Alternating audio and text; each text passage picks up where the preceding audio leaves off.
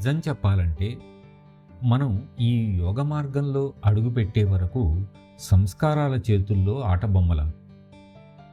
అన్నిటికీ తనే బాధ్యుడిని అని అనుకోవటం ఆ వ్యక్తి యొక్క మూర్ఖత్వమే అవుతుంది. కానీ మనం ఈ శరీరంలో ఉన్నంతకాలం, మనకు ఈ శరీర స్పృహ, నేను ఈ శరీరాన్ని అన్న భావం ఉన్నంతకాలం మనం ఈ బంధాన్ని మరింత గట్టిగా బిగించుకుంటున్నాం. మన ఆలోచనలకు, చర్యలకు బాధ్యతను అంగీకరిస్తున్నాం. కానీ ఇవన్నీ సంస్కారాల ప్రభావాలకు ప్రతిస్పందనగా ఇంద్రియాలు ఆడే ఆటలని నిజమైన విజ్ఞుడైన యోగి భావిస్తాడు కనుక ఇది తన బాధ్యత కాదని అతనికి అర్థమవుతుంది. అతడు ఈ రెండిటికీ అతీతంగా ఉంటాడు.